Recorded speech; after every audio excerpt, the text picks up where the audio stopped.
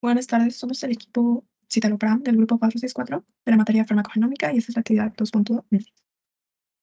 El artículo que elegimos para esta actividad se llama Perfiles de expresión de microARN como biomarcadores de inflamación y disfunción menor de las glándulas salivales en el síndrome de Sjögren, publicado en el 2011 por el Colegio Americano de Reumatología.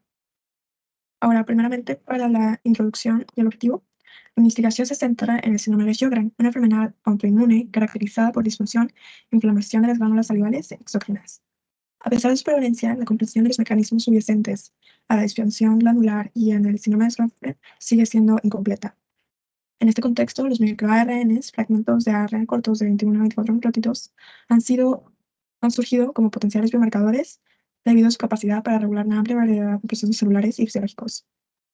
Estudios previos han demostrado la utilidad de los microARNs como biomarcadores en diversos contextos, incluidos los cánceres y algunas enfermedades autoinmunes. Sin embargo, hasta la fecha no se han explorado exhaustivamente como biomarcadores en el diagnóstico y comprensión de los procesos fisiopatológicos del síndrome de Sjögren.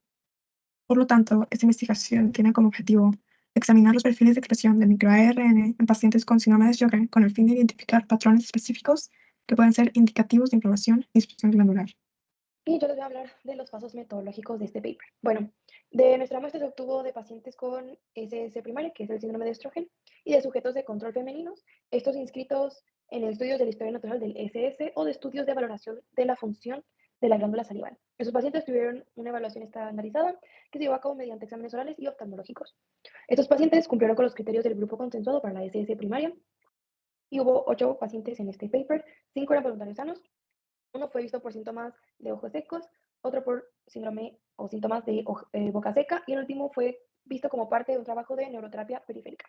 Y bueno, para el aislamiento de nuestra muestra, las muestras de glutamato monosódico del labio inferior, estas ya extraídas de los pacientes, fueron excisadas y congeladas a presión para su aislamiento del microARN. Bueno, estos tejidos fueron homogenizados y el microARN se aisló con un mini kit. La calidad de este ARN se evalúa con un kit de Alligent y un bioanalyzer nanodrop. Se utilizaron microarrays, estos con sondas para humanos, y 26 virales para perifilar el microARN de MSG. Solo utilizaron muestras con número de intensidad de ARN7. Para cada matriz se utilizaron 100 nanogramos de ARN total. Estos matrices se ejecutaron de acuerdo con el protocolo del fabricante. Estos se escanearon utilizando un Alligent Microarray Scanner y los datos se extrayeron y el control de la calidad del matriz se realizó utilizando el software de extracción de las características del Alligent. Y estos datos de la matriz del microARN se normalizaron utilizando un conjunto de microARN de ama de llaves que es pautativo, que se identificaron en las muestras de las matrices de MCG. Bien, pues continuando con el análisis bioinformático, los datos de expresión de microRNA obtenidos de los microarrays fueron sometidos a un proceso de preprocesamiento por medio de BRB Array Tools para garantizar su calidad y fiabilidad, también para eliminar pues el microRNA con baja variabilidad. Esto fue sometido a un análisis estadístico para identificar los microRNA que mostraron diferencias significativas en su expresión entre pues, los grupos, que son aquellos que presentan el síndrome de Sjögren contra los grupos de pacientes control. Se utilizaron algoritmos de predicción de objetivos de microRNA, tales como Target Scan, MIRANDA, que predicen posibles interacciones para identificar los RNA mensajeros que podrían ser regulados por los microRNA identificados, aquellos que ya pasaron pues, lo que es el filtro. Además, pues para poder obtener una posible implicación de estos microRNA en la patogénesis de la enfermedad. Y finalmente se llevó a cabo una validación mediante qPCR, que es PCR en tiempo real. Esta comenzó con la transcripción inversa, con el fin de convertir el RNA extraído de las muestras en DNA complementario. Haciendo uso del ensayo de microRNA de Tuckman, se llevó a cabo la PCR en tiempo real y finalmente se realizó una comparación de los niveles de expresión de microRNA entre los grupos de muestras con el fin de confirmar los hallazgos obtenidos. Estos son los resultados y conclusión del artículo. Y bueno, aquí primero se nos muestra la figura 1, que serían las muestras que se obtuvieron. Son 24, 16 de los pacientes con el síndrome y 8 de control. Están divididas al final en el flujo alto y el flujo bajo salival, que es lo que se va a analizar.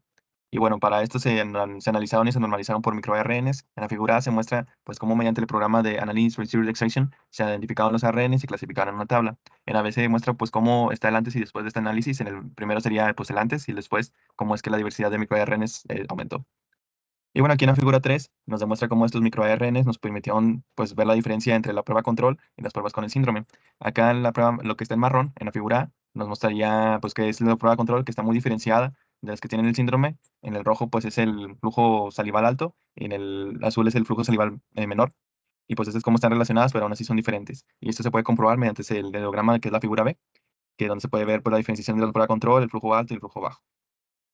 En base a esto, se surge la figura 4 y la conclusión, que nos permite ver en base a la figura 2 y la figura 3 cómo pues existe una diferencia entre estos microRN que nos permite identificar dos posibles, que es que en el aumento, en el flujo bajo de MIR768 3P y el MIR574 en la disminución en el flujo alto. Estos dos se validaron se validaron como dos biomarcadores mediante la PCR en tiempo real. Y bueno, en conclusión, esto sugiere que estos biomarcadores pues, se expresan en personas con estos síndromes debido a la protección de células epiteliales y pues que estos microRN son característicos para la inflamación y disminución de glándulas salivales. Y eso sería todo. Gracias por su tiempo y quizá referencia al artículo.